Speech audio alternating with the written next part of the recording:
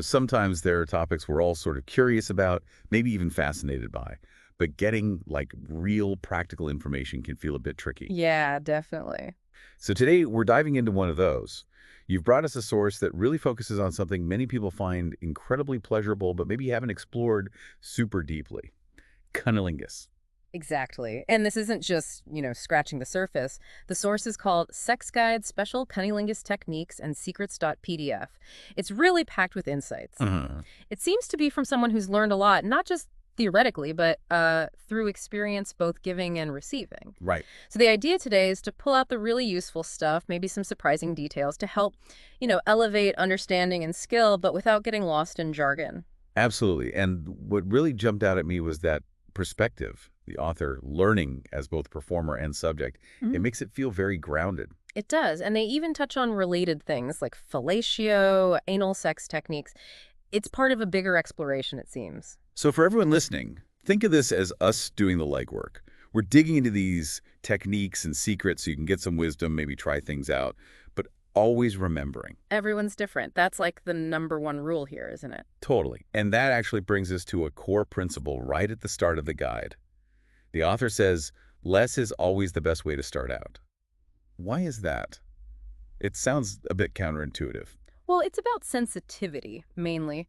Starting too strong, too direct, it can be jarring, even unpleasant. Like going from 0 to 60 instantly. Exactly. It's much better to start gently, build up the sensation, build anticipation. It makes the whole experience better and avoids, shutting things down before they even get going. That makes a lot of sense. Build the fire slowly. Right.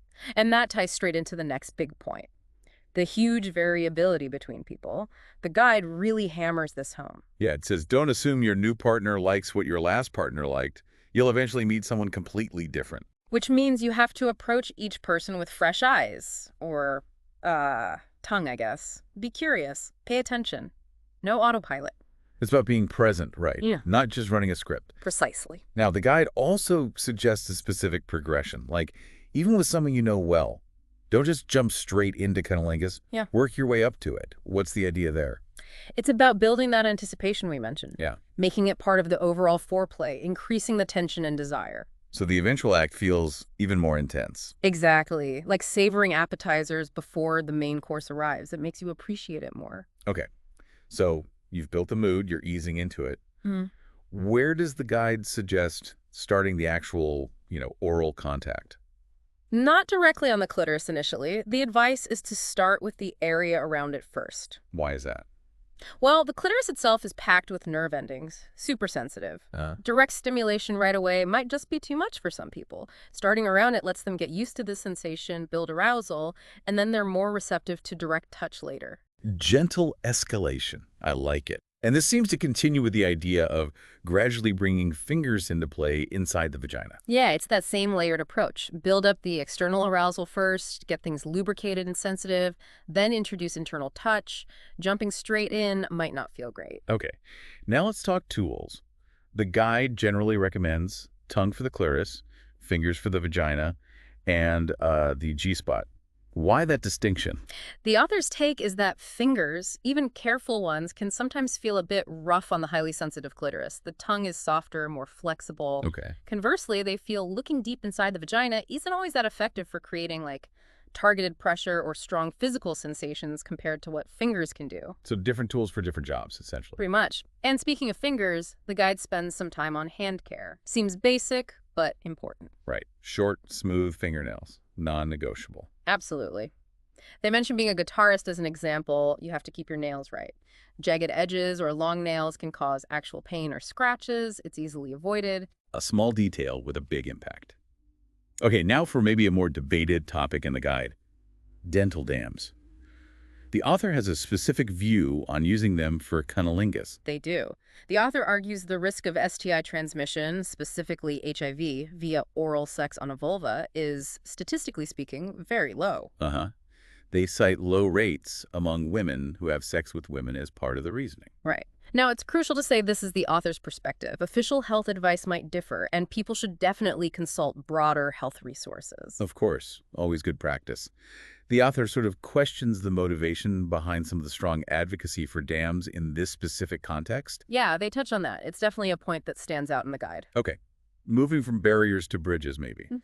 The guide talks about the power of sound, vocal responsiveness. Ah, yes. Calls it a secret weapon. Why so powerful? Because it's direct feedback. It tells the person giving pleasure what's working, what feels good, it's encouraging, exciting. Especially the guide notes, since many men tend to be quieter during sex. Exactly. So hearing moans or sighs or even just instructions can be really reassuring and, frankly, a turn-on for the giver. It closes the feedback loop. Makes perfect sense. Communication, verbal or nonverbal. Okay, let's get into some of the more, let's say, advanced techniques. The G-spot. Still debated by some, but the guide treats it as real. Very much so. The Grafenberg spot. It describes it as specific tissue on the front wall of the vagina sensitive to pressure. And clarifies it's not the Skene's glands, though nearby. Right. It's this area with lots of nerve endings, hormone-producing tissue, and the guide says it can lead to really strong, maybe prolonged orgasms for, well, over half of women, potentially. Okay, so how do you find it? The guide gives a sort of map, right? Yeah, basically, partner in their back, insert a finger, palm up, and make a gentle come here motion curving upwards towards the belly button. It's usually an inch or two in. When aroused, it might feel a bit raised or have a different texture. But crucially, the partner needs to be turned on already for this to work well. Yes, definitely. It's not usually the thing that creates arousal, more amplifies it. The guide suggests easing into it, teasing rhythmic pressure, maybe while also stimulating the clitoris. And don't make it feel like a treasure hunt. Right. Keep it smooth. Avoid the awkward, am I doing it right? Vibe if you can. And when it is found and stimulated correctly, the orgasm can feel different. A push-out sensation. That's what the guide describes. The muscles might contract, swell, and it suggests responding to that push by gently pushing back, then releasing, can actually prolong things. Wow. The author mentions a potential 4-hour experience. Yeah, quite the anecdote. It really highlights the potential intensity. And related to that intensity, there's the mention of ejaculation, a release of fluid. Yes, and it makes a point of distinguishing this from urination. It's apparently a release of fluids built up during intense arousal. There's even a reflex that usually stops urination during sex. Good to know. Dispelling myths.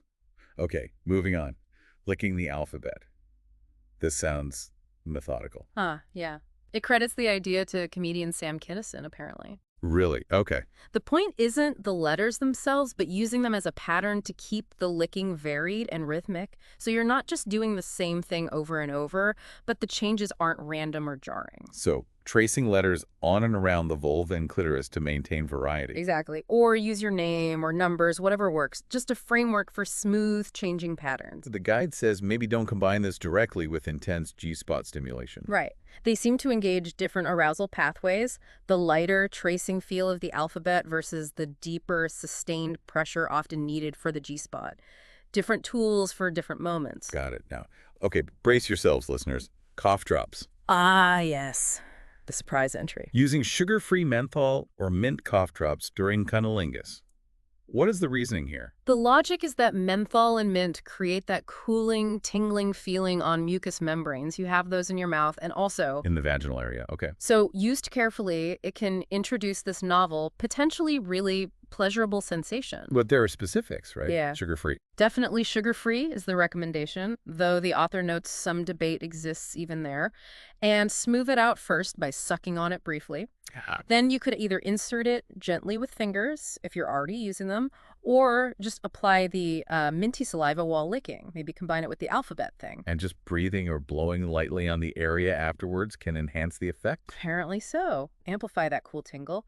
Altoids also get a mention as a possibility, though untested by the author. Definitely. Innovative. Okay, another slightly whimsical one, just for Noel. Candy cane. Yeah, this is specific. A thick, straight, mint candy cane, no hook, smoothed carefully. Smoothed very carefully, I hope. Yes, and used as an insertable object. Yeah. The idea is the minty sensation internally, plus a different shape, more penis-like. A festive touch, perhaps.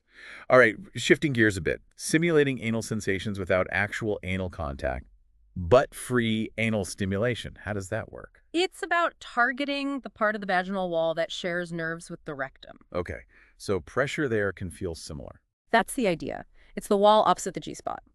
The guide suggests using the length of the finger for pressure, not just the tip, and usually works best later on when sensitivity is high. Interesting. Accessing shared nerve pathways. Then there's around the world, or the sea, a variation on G-spot play. Exactly. For partners comfortable with G-spot stimulation, you alternate pressure between the G-spot area and that opposite wall, the butt-free zone. Switching every few seconds creates a different dynamic, keeps things interesting. And then there's Around the World Part 2, which brings in the cervix. That sounds potentially tricky. It does require care. The cervix is deeper in, 180 degrees from the G-spot. The guide stresses the partner needs to be very aroused first, otherwise it can be uncomfortable or painful. And warnings about pregnancy, IUDs, diaphragms. Absolutely. Avoid stimulation in those cases. So, assuming it's safe and she's aroused, what's the technique? Start gently. Caress around the sides and base. Maybe progress to circling it with a finger or two. Pressure sensitivity varies wildly here. So communication is key. Paramount. It's often best as just a change of pace. The reaction might be surprise, but potentially a positive one. The guide even mentions light pressure on the tip, mimicking penile contact for some. Definitely advanced territory requires attunement. The guide also briefly notes that actual anal stimulation can be combined, but points elsewhere for details. Right. Acknowledges the possibility, but doesn't detail it here. Okay, let's look at the appendices, the extra comments. First up, taste. This can be a hang-up for some. The author tackles it head-on, compares it to acquired tastes like coffee or beer, suggests enjoyment can be natural or learned, and that any initial hesitation often fades when linked to the pleasure you're giving. Mentions pheromones, positive association. Basically, don't let it be a barrier if you can help it. Fair enough. Mind over matter, perhaps. Then, a practical tip for rest during long G-spot sessions. Yeah, if your partner's having prolonged G-spot orgasms and your hand or arm needs a break. Which could definitely happen. Right. The tip is to shift focus back to clitoral stimulation to bring about a clitoral orgasm. It gives you a pause from the G-spot pressure while still keeping things going and ending that particular wave satisfyingly. Smart. A strategic retreat. And finally, something very real. Tongue fatigue. What's the advice? A whole sequence. First, use just your jaw to move your tongue. Keep the tongue itself relaxed. Okay. If that's not enough, add head movement. Let your head do the work. Still tiring, get your whole upper body into it. Rocking rhythmically. It distributes the effort way beyond just your tongue muscles. Like a full-body commitment to the rhythm. Exactly. And you can always switch back to just the tongue when it's rested. It's about pacing for endurance. Incredibly practical. It tips. So wrapping up this deep dive into these techniques and secrets, what are the main takeaways for listeners? I think, number one, individual differences are everything. Communicate, pay attention, no assumptions. Right. Number two, start gentle, build intensity. Less is often more, especially at first. Three, the G-spot is real for many and worth exploring carefully. It offers unique potential.